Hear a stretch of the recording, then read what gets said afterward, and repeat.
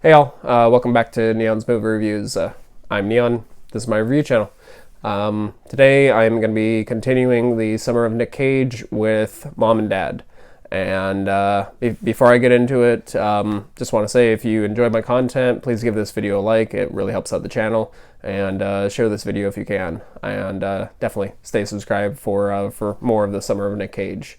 I'm going to be talking about over 30 Nic Cage movies over the course of July and probably about a week into August.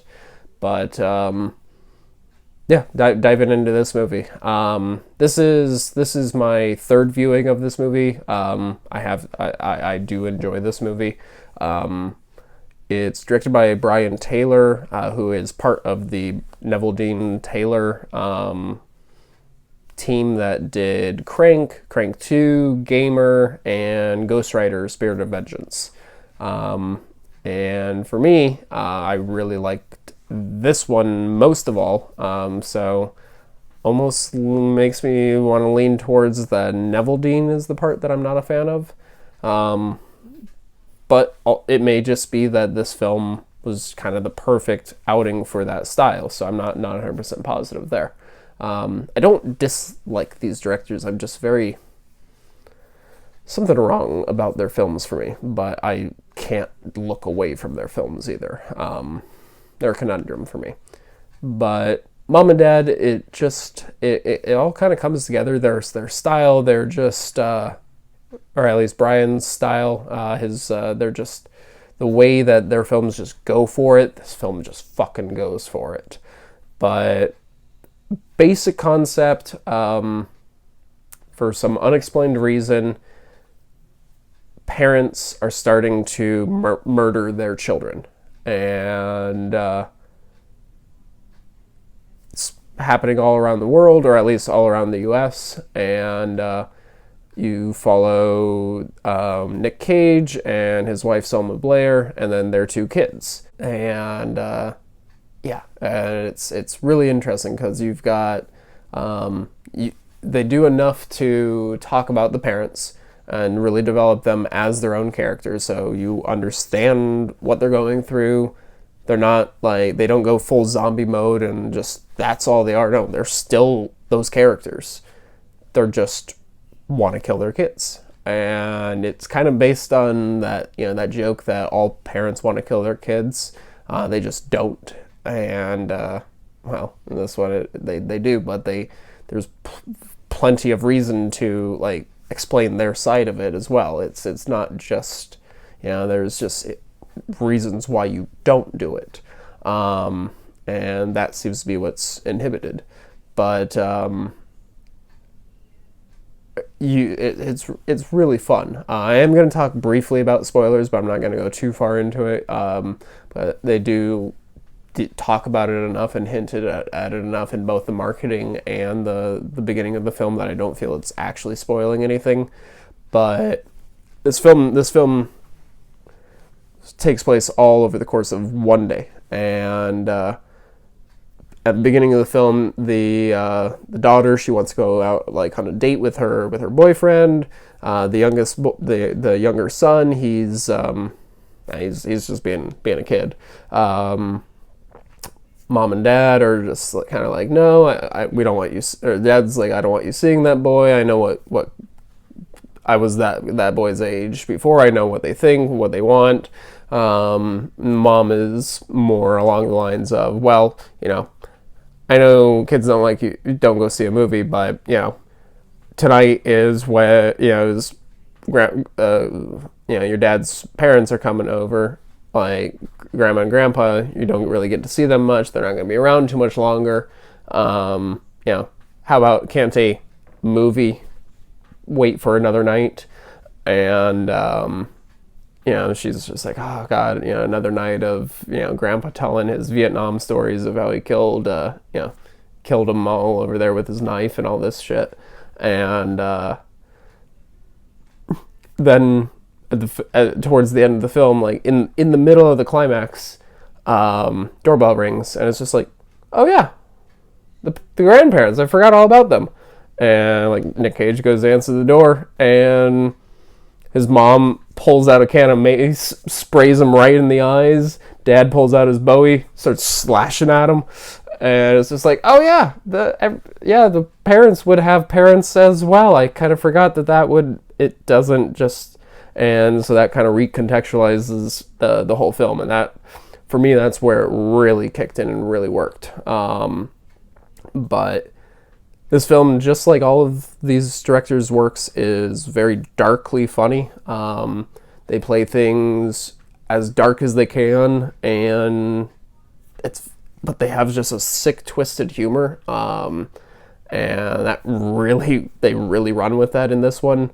There's some really intense scenes. It's I don't know, it reminded me a lot of some of my favorite zombie novels that were coming out in the mid to late 2000s, right when that, you had that rise before Walking Dead series, the show started coming out, but, well after, well into the Resident Evil film franchise, like that period. You had books like Hater, Stephen King's Cell, a lot of stuff that was exploring other aspects of what a zombie or zombie-like apocalypse would mean. And this is one of those. This is a very interesting conversation. And there are parts in this film where it goes for it, and you're not expecting it to go there. Obviously, nothing is on screen because that would be way too much to get away with, but there is a plot or a decent part in this movie that does take place in the maternity ward at a hospital. That's one of the more intense and disturbing scenes in the film. But yeah, it does a really good job of disturbing you while at the same time making you laugh.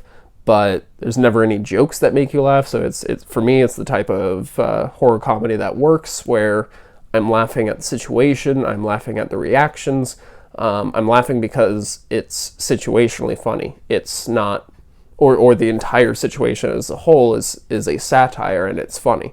I'm not laughing because, death, horribly dangerous situation just happened and the character's like, oh, that's not funny for me, but ironically, somebody getting hit, like, I don't know, horror comedy has to walk a very fine line for me to find it funny, but then there's other times that rules don't apply. It's a weird situation.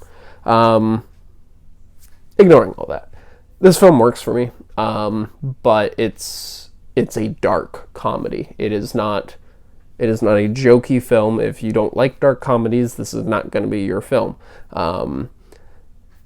You might still like it as a horror movie, but if you're missing the humor of the movie, it's a very dark experience. It's a very bleak experience. I don't know if that would be an entertaining experience, because some goes for it, and without that humor, it would be very, very uncomfortable. It's already uncomfortable with the humor. The humor kind of just makes it all come together. But this Nicolas Cage and Selma Blair give amazing acting performances. I really buy them. Nic Cage goes full Nic Cage in this one, and it completely works for the film. And I always love seeing Lance Henriksen, so that was really fun. But all the sub characters too, they all are really good. I wouldn't say they feel like full on characters. They are caricatures, but they work. But definitely Nic Cage and Selma Blair as mom and dad are the most interesting characters in this movie. This is their story, and it was really good.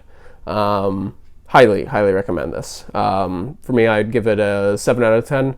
Cinematography works really well. As I said before, it's Brian Taylor of the Neville Dean Taylor team, and keeps that same film style that they go for in those, but it works really well in this film, and they utilize that film style at appropriate points. But yeah. that's going to wrap this up. Definitely stay tuned for more. As I said, this is part of the Summer of Nic Cage.